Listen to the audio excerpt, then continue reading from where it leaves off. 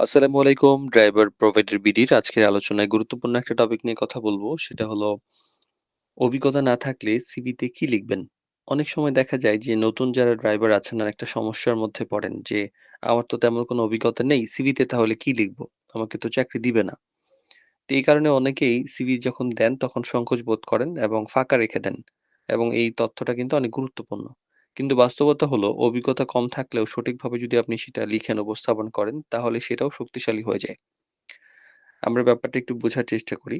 অনেক সময় কি যে গুরুত্বপূর্ণ ব্যাপারটা হইলো যে আপনার লাইসেন্স বা এই ট্রেনিং এটা তো আপনার একটা গুরুত্বপূর্ণ ব্যাপার। এছাড়া তো আপনি ড্রাইভিং লাইসেন্স পান নাই।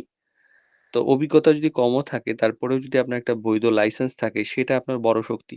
আপনি এটা উল্লেখ করতে পারেন যে লাইসেন্সের ধরন, আপনি কবে থেকে লাইসেন্সটা পেয়েছেন, কোথায় ট্রেনিং নিয়েছেন, ড্রাইভিং স্কুল থাকলে সেটার নাম বা হচ্ছে কোন জায়গায় প্র্যাকটিস করেছেন সেটার নাম। কতদিন প্র্যাকটিস বা অনুশীলন করেছেন, এই ব্যাপারগুলা হচ্ছে আপনি উল্লেখ করে দিবেন। এতে বুঝা যায় যে আপনি প্রস্তুত। আবার ব্যক্তিগত যদি অনুশীলন হয়ে থাকে যে আপনি কোনো ওই স্কুল থেকে করেননি, এমনি শিখেছেন। সেক্ষেত্রে অনেকে আছে যে পরিবারের গাড়ি বা পরিচিতের গাড়ি বা নিয়মিত কোনো ওস্তাদের গাড়ি, সেক্ষেত্রেও হচ্ছে শিখে থাকেন। সেক্ষেত্রে লিখতে পারেন যে, আমি ৬ মাস, ১ বছর এতদিন নিয়মিত প্রাইভেট কার চালিয়েছি। এটা আমার অভিজ্ঞতা। আমি সিটি ড্রাইভিং এ অভ্যস্ত কিছু কাজ করেছি। দীর্ঘ দূরত্বে আমি কয়েকবার গিয়েছি। এই তথ্যগুলো সত্য যতটুকু হয় লিখবেন। এছাড়া তো নিশ্চয়ই আপনি ড্রাইভিং লাইসেন্স করেন নাই। শিখেছেন তো কোথাও না কোথাও। তো দায়িত্বশীলতা এবং আচরণ এই ব্যাপারটা অনেক গুরুত্বপূর্ণ।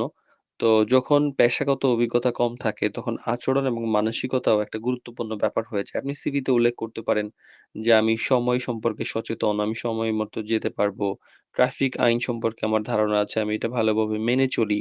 ধৈর্যশীল এবং আমি ভদ্র আচরণ করতে পারি। আমি দ্রুত শিখতে আগ্রহী।" তো এই যে এই ব্যাপারগুলা যখন একজন মালিক দেখবেন তখন কিন্তু এটা পছন্দ করবেন। কারণ বেশিরভাগ মালিক ভদ্র এবং দায়িত্বশীল ড্রাইভার পছন্দ করেন। আবার অন্য কাজের অভিজ্ঞতাও অনেকের থাকে। আগে কোনো কাজ করেছেন, যেমন হয়তো আপনি প্রাইভেট কার চালান নাই, হয়তো সিএনজি চালিয়েছেন বা ডেলিভারির কাজ করেছেন, অফিস সহকারীর কাজ করেছেন বা কোনো গ্যারেজে কাজ করেছেন। এগুলোও কিন্তু আপনার কাজের ধারাবাহিকতা এবং দায়িত্ববোধ। আপনার শেখার যে মানসিকতা আছে সেটা স্পষ্ট করুন। আপনি একটা লাইন খুব সুন্দর করে লিখতে পারেন যে, "আমি নতুন হলেও দায়িত্বশীলভাবে কাজ শিখে দীর্ঘমেয়াদে কাজ করতে আগ্রহী।" এই ধরনের ব্যাপারগুলো কিন্তু সিভিতে ইতিবাচক ধারণা তৈরি করে। আরেকটা বড় কথা হইলো মিথ্যা তথ্য লিখবেন না, যেটা অনেকেই করেন।